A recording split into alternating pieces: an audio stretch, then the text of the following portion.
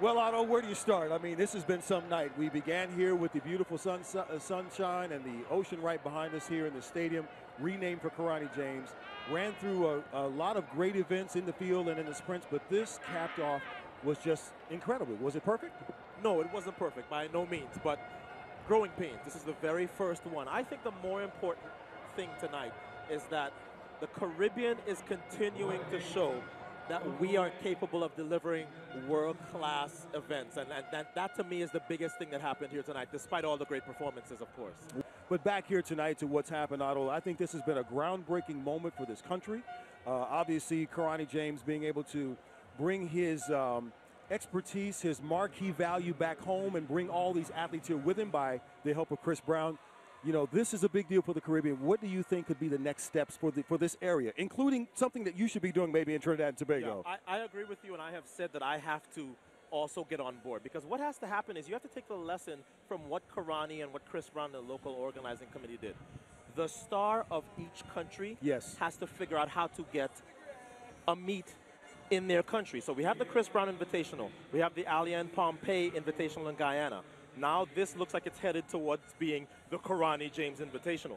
People like me and the other stars from the different islands have to continue to follow that model, because as we said, the Caribbean punches way above its weight in the Olympic Games and in athletics, but you want to have the sport be developed in the Caribbean region. We shouldn't have to be going just to Europe or just the United States to have a meet of this caliber. And I think the key is that you find these meets, you bring these meets in early in the season where athletes are looking for a place to come and pop the season off, where there's not a lot of pressure, and you've got great weather, and again, the chance to have maybe a little mini circuit between 2 or 3 islands could be really the key early on before some of the bigger outdoor meets hit. We surely hope that happens.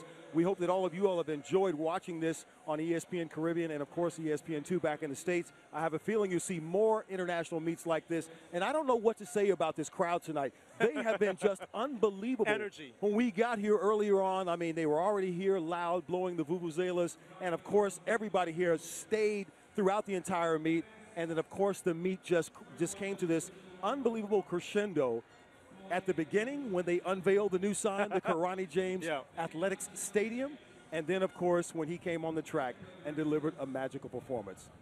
So tonight, athletes from 26 nations came to this island, multitudes of Olympic medalists, including many who have won gold. We're here tonight to compete in the very first ever Grenada Invitational, and, of course, now in the newly named Karani James National Stadium.